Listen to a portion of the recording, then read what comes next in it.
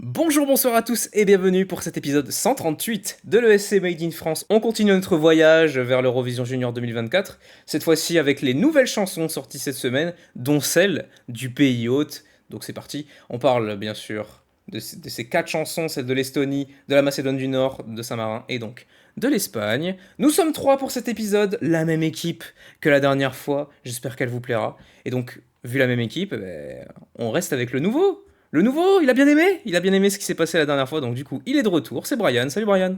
Salut tout le monde! Et on est avec l'éternel, toujours présent, lui, c'est le mec le plus fiable du game, c'est Gwen. Salut Gwen. Salut à tous. Allez, on commence dès maintenant avec la première chanson de la semaine.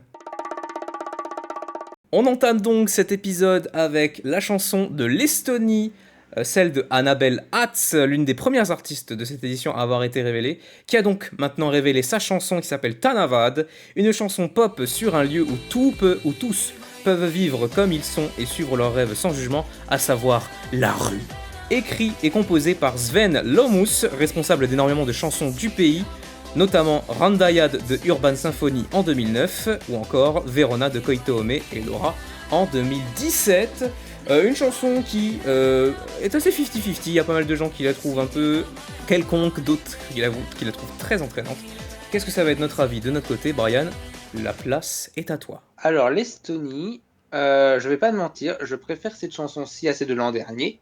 Alors, j'aime bien la chanson de l'an dernier, hein, c'est juste qu'elle est un petit peu plate, un peu oubliable, mais après, et je comprends qu'elle est finie avant-dernière. Celle-ci, je ne sais pas du tout si ça va passer ou pas, mais moi, je l'aime bien.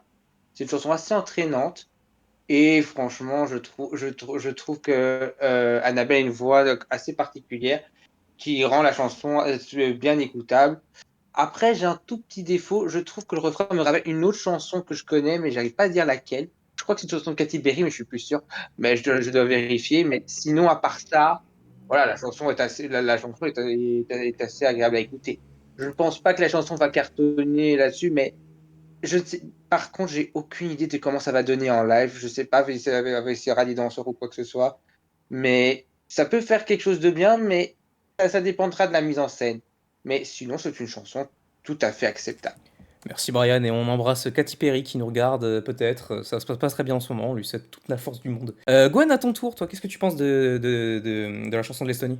Je suis un petit peu d'accord avec Brian, c'est vrai que c'est pas une chanson qui est mauvaise en soi, mais j'ai pas non plus un gros mood dessus. Je trouve qu'elle est peut-être un peu trop stéréotypée senior, mais pas vraiment dans la cible du junior.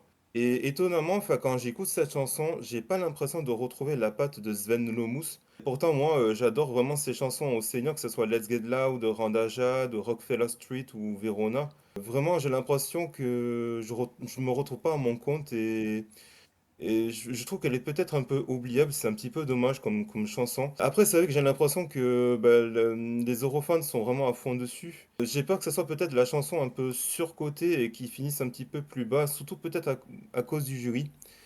Et assez étonnant, enfin, que ça puisse paraître, je l'imagine pour l'instant assez mal en live. J'ai un petit peu peur, j'ai pas peut-être que cette chanson de l'Estonie. Après, ça peut marcher, hein, je peux dire peut-être une bêtise, mais je veux dire peut-être qu'au niveau du vote internet, ça peut marcher. Mais pour l'instant, je suis pas confiant. À voir peut-être avec le temps, s'il faut, je peux changer d'avis.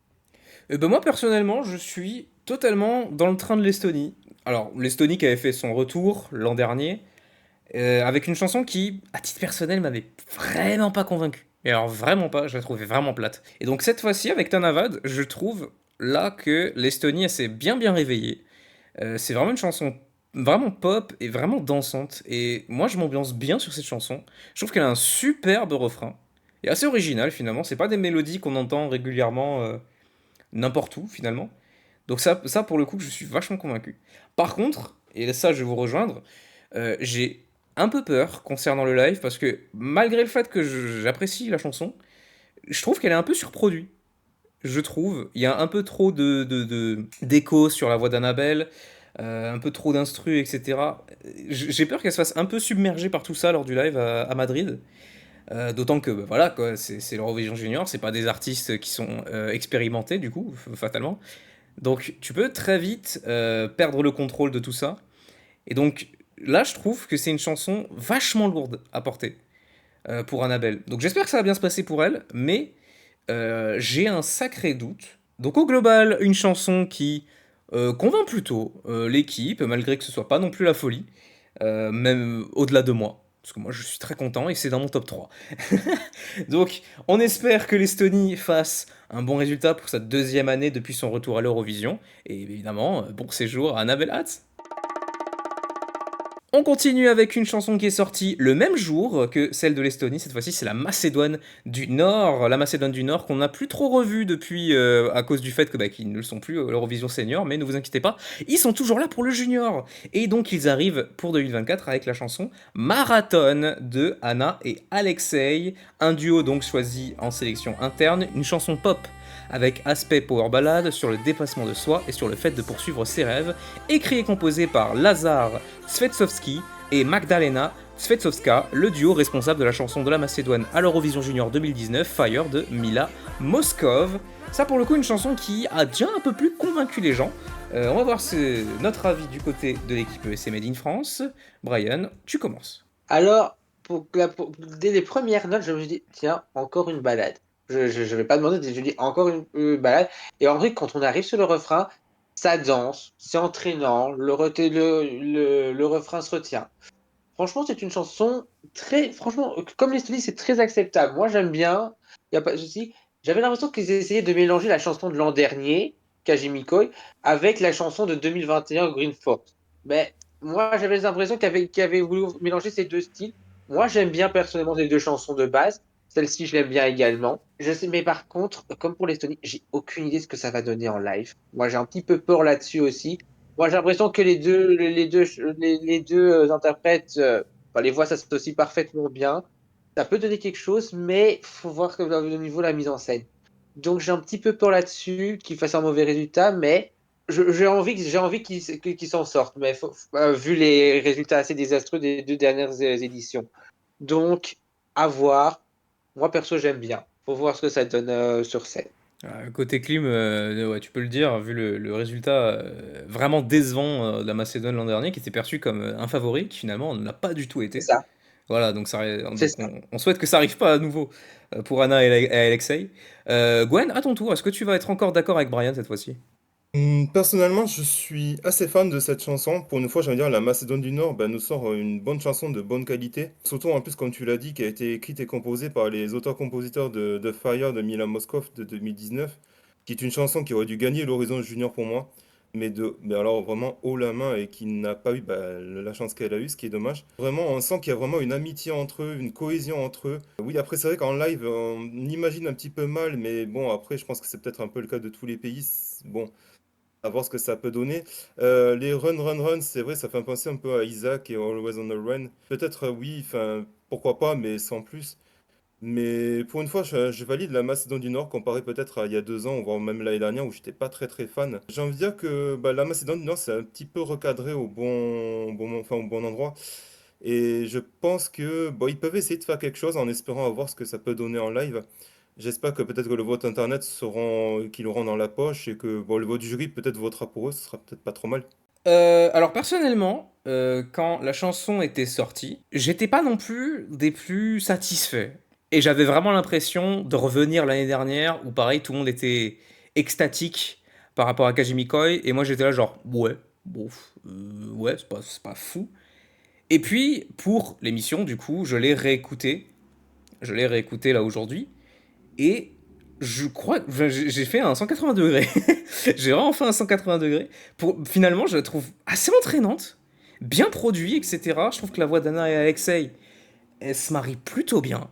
Et j'aime bien la voix d'Alexei aussi.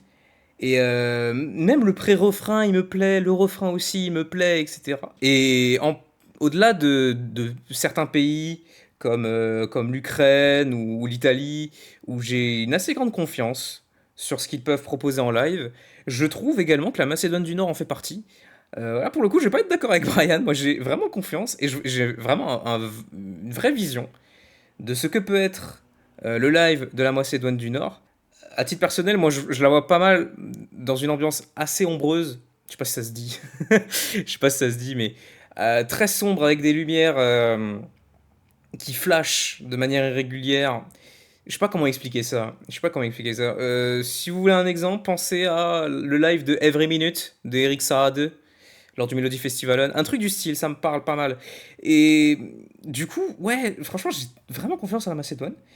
Et plus j'y réfléchis, plus je me dis, est-ce qu'ils joueraient pas la gagne, des fois? C'est peut-être mon unpopular opinion pour le coup, mais la Macédoine du Nord, je trouve qu'il faut pas les négliger. Faut pas les négliger cette fois-ci. L'an dernier, les gens étaient trop confiants et c'était le flop. Moi, je pense cette année, les gens vont les oublier et finalement, ça va être un grand succès. Je pense qu'ils vont faire l'exact inverse. Là, je me permets un peu plus de le dire parce que là, on n'a plus trop de chansons à avoir. Il y en a plus que 4 officiellement à sortir. Donc on a déjà une meilleure vision de la chose. Donc ouais, franchement, là, pour le coup, la Macédoine du Nord, je suis assez confiant. Donc très, très content de marathon. Et vraiment hâte de voir ce que ça va être en live. Et si c'est pas ce que je veux, bah, je vais être triste. Et puis voilà. Donc voilà, une chanson macédoine qui, pareil, convainc l'équipe. Avec moi qui suis le plus convaincu. Bon bah voilà, c'est parfait. Tant qu'à faire, bah, enchaînons directement avec la troisième chanson. Et bonne chance à Anna et Alexei. On enchaîne maintenant avec un nouveau pays revenant. La dernière fois, nous avions parlé de Chypre, donc, qui était revenu avec Crystal Waters. Un deuxième pays nous fait l'honneur de revenir pour cette Eurovision Junior 2024, et il s'agit donc de Saint-Marin. Saint-Marin, donc, qui reviennent avec le groupe Idols SM et leur chanson Comenoi, une chanson mélangeant pop années 2010, style Eurodance, et pop actuel, écrit et composé par Mio Dio. Et vous connaissez qui sont Mio Dio, puisque ce sont les représentants de Saint-Marin à l'Eurovision 2008. Une chanson déjà qui convainc bien moins et qui donne l'impression globalement que Saint-Marin a fait un retour assez décevant. Est-ce que ça va être notre cas dans l'équipe? Spoiler, un petit peu. En tout cas pour la personne à qui je vais donner la parole, à savoir Brian. Vas-y Brian, toi, qu'est-ce que t'en penses toi, de Komenoï? Alors, si c'est pour revenir à une chanson pareille, je ne vois pas pourquoi il serait revenu. Non, non mais C'était pas la peine. je ne la déteste. Voilà, c'est ça. Mais je la déteste pas, c'est ça. En fait, le problème de cette chanson, c'est que je la trouve mais plate, mais plate. Disons que j'aime bien les ballades, mais celle-ci, je trouve qu'elle décolle pas en fait. J'ai l'impression que du début à la fin, j'ai l'impression que les quatre chanteuses, elles chantent en harmonie, certes. L'harmonie, je trouve que les voix ne collent pas comparativement à la chanson de Macedouane, mais surtout, j'ai l'impression qu'elles chantent les mêmes notes. Je veux dire, c'est monotone du début à la fin. Donc du coup, t'as pas ce sentiment t'as pas l'impression que la chanson décolle. À aucun moment, tu vois des envolées comme pour la chanson polonaise, qui était mon bottom 1 juste avant elle. Ou encore, évidemment, Bjarne, qui va dans des envolées qui fonctionnent aussi. Là, t'as pas ça. Donc du coup, après, je vais pas me faire ce genre de pronostic. J'ai envie de dire, on a peut-être trouvé peut-être la future chanson qui va finir dernière. En tout cas, moi j'ai envie que c'est celle-ci, mais je me trompe à chaque fois. Donc, je me trompe à chaque fois sur les derniers, sur les bottom 1 au final. Donc, est-ce que celle-ci, ce sera une exception? J'ai envie de dire oui, mais bon, faut voir les autres chansons. Mais Ah, faut que tu viennes pour la moi, vidéo prono, ça va être exceptionnel ça. Ah, ça va être bien si ça. c'est ça, franchement, Bah, juste pour ça le va être test, drôle. dis-nous ce que tu pensais être la dernière place l'an dernier. Juste pour voir. Malte. Ah bah c'était ouais, c'était une erreur. C'était une petite erreur, Ah non, bon. ça finit top 10, hein. Bah ouais, top 10. Bon après sur Et 16 participants, c'est pas... Et le pire, c'était que c'est une chanson que j'aime beaucoup qui a fini dernier. Donc, c'est elle qui est encore pire. Ah, l'Irlande. Donc, non, mais voilà, c'est ça le problème, tu vois. Donc, il y a toujours. Moi, je me trompe toujours sur les bottom 1. Là, j'espère ne pas me tromper. C'est tout. Donc, on verra bien. Très bien. Gwen, est-ce que t'es un peu plus sympa avec Saint-Marin? Bah, après, je dirais que Brian a un petit peu bien résumé la situation. Même je rajouterais, enfin, à la limite, si on m'aurait dit que c'était Mi Audio qui avait fait cette chanson, j'aurais peut-être grillonné, j'aurais même pas cru. Enfin, je veux dire, Complice, c'est déjà une excellente chanson qui n'aurait pas dû finir dernier de la demi-finale en 2008. Déjà, tu me dis qu'ils ont fait comme Enoy pour Idol SM. Enfin, je veux dire, même à la limite, les trois premières chansons de Saint-Marin entre 2013 et 2015 sont largement au-dessus, quoi. Enfin, je comprends pas trop ce retour et je comprends pas ce retour pour avec une chanson qui n'est pas de qualité. J'ai l'impression que les chanteuses, enfin, c'est même pas authentique, que c'est pas. Elles chantent ça un petit peu en récitant une leçon enfin, une leçon de poésie. Enfin, c'est un peu. Je veux dire, pour moi, Saint-Marin, je suis d'accord avec Brian, hein, je pense qu'ils vont finir dernier de cette édition. Bah, si c'est pour revenir et finir dernier, un peu comme la Croatie en 2014, ça sert un peu à rien, quoi. C'est ta dernière place, toi aussi, pour l'instant? Pour l'instant, oui, je les ai mis derniers. Ah, La mise, même. c'est terrible parce que du coup, on va être tous ensemble. C'est terrible. On va être tous ensemble. C'est ma dernière place également. Et c'est chiant parce que Saint-Marin, c'est quand même un pays unique en son genre. C'est au senior en tout cas. C'est toujours le pays qui t'amène des surprises, etc. Tu sais jamais à quoi t'attendre avec Saint-Marin et c'est ça qui est super. Mais souvent, tu peux t'attendre à quelque chose de pas fou. Voilà, c'est l'un des plus petits pays, c'est même pas un pays. C'est même pas un pays, donc voilà, forcément c'est compliqué. Mais ouais, enfin c'est un peu le même problème que j'ai avec Chypre, comme quoi, hein. Une chanson qui veut être pop, mais avec une voix assez monotone, et du coup ça marche pas trop. Et du coup c'est dommage. Je trouve c'est pas très bien mixé. Je trouve les voix se marient pas très bien. Le clip fait très très cheap. C'est ça aussi, ça c'est terrible. Le texte, bon, c'est le junior, vas-y, pas grave, on s'en fiche, mais voilà, ça reste assez pauvre. C'est pas mal en mode, ouais, les potins du collège, etc. Ouais, on est sur TikTok, des trucs comme ça. Bon, c'est pas bien intéressant. Donc, ouais, je pense, ouais, je vais vous rejoindre. Je vais totalement vous rejoindre. Saint-Marin, ça part très mal. On va voir quand toutes les chansons sortiront, mais lorsque la vidéo pronostic sortira, bon, vous aurez une petite idée de qui sera notre dernière place pour beaucoup. On verra bien. Mais en attendant, pas de méchanceté, évidemment, sur Idols SM, hein. Voilà, bonne chance à elle. On espère évidemment que elle s'en sort très bien et qu'elle passe un excellent séjour à Madrid. Donc, bah, excusez-nous les fans de Samarin, mais on va pas être avec vous cette fois. Et nous concluons donc cet épisode avec une chanson, et pas n'importe laquelle, puisqu'il s'agit de la chanson du pays hôte de cette Eurovision Junior 2024, l'Espagne, donc, qui nous a révélé, à l'heure où nous enregistrons cet épisode, ce matin même, la chanson, donc, du pays, de l'interprète Chloé de la Rosa, qui avait déjà été annoncée, et qui donc a révélé sa chanson qui s'appelle Como la Lola, chanson pop bien enfantine où Chloé nous parle de ses idoles comme Olivia Rodrigo, Taylor Swift ou Rosalia, ainsi que de la légende du flamenco Lola Flores, d'où le titre, écrit et composé en partie par l'équipe de Love You, la chanson de l'Espagne, l'année dernière. C'est la chanson du pays hôte, c'est toujours intéressant d'en parler, il y a toujours eu cette réputation de la part des chansons des pays hôtes d'être dans un niveau un peu en dessous pour ne pas regagner parce que vas-y ça coûte cher. Est-ce que c'est le cas cette fois-ci? Brian, toi, t'es de cet avis ou tu penses que l'Espagne, ils ont envie de gagner? Très bonne question. Je vais t'expliquer pourquoi je dis ça, parce que il y a 20 ans, une chanson a remporté l'Eurovision Junior, c'était Antes muerta que Cecilia. Donc, celle de Maria Isabel en 2004, elle a remporté. Et et je la retrouve des notes dans la chanson c'est la chanson d'Espagne cette année, quoi. J'ai l'impression que les couplets, c'est exactement la même chose. J'avais l'impression de retrouver cette chanson-là. Ah, sauf au refrain, parce que déjà, je trouve que la chanson, elle est mignonne comme tout, elle a une voix adorable. Donc franchement, franchement c'était mignon à l'entendre, mais je ne peux pas m'empêcher de penser à la chanson de 2004. Donc, est-ce que l'Espagne a envie de gagner? J'ai envie de dire oui, parce que vraiment, ça me rappelle beaucoup ces chansons-là. Mais le refrain est complètement différent. On part sur quelque chose de fun, ensoleillé. Bon, elle répète plusieurs fois le titre, hein, c'est vrai, mais je trouve ça mignon. Et à la toute fin, la manière dont elle chante le refrain dans les dernières secondes, je trouve ça fun, mignon.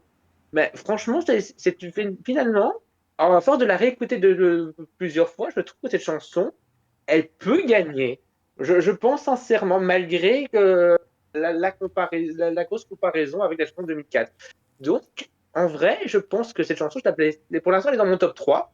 Je le pense sincèrement. Mais aux côtés de l'Italie et de l'Allemagne. Mais sincèrement, je vois que c'est une chanson qui peut jouer la gagne. En même temps, vu le niveau de cette année, je pense qu'il y a moyen. Je pense, mais pour voir ce que ça donne en live et surtout par rapport aux autres chansons. Très bien, alors par contre, si l'Espagne gagnait de nouveau, ça aurait été quand même con, du coup, de leur refiler le rôle de pays hôte dans l'esprit de ça y est, on va pas host le show tous les ans dans le même pays pour qu'au final le 10 pays y gagne. Ce serait quand même con. Le hasard, le hasard fait bien les choses. Toi, Gwen, t'es de l'avis de Brian ou pas? Brian m'a piqué mon idée de Antes Molta que Essentia, c'est pas très sympa. Euh, non, mais je suis d'accord avec lui. Enfin, même quand j'ai écouté la chanson, j'ai l'impression que c'était la V2 de Dantes Molta que Essentia. J'ai l'impression de retrouver mais complètement la chanson.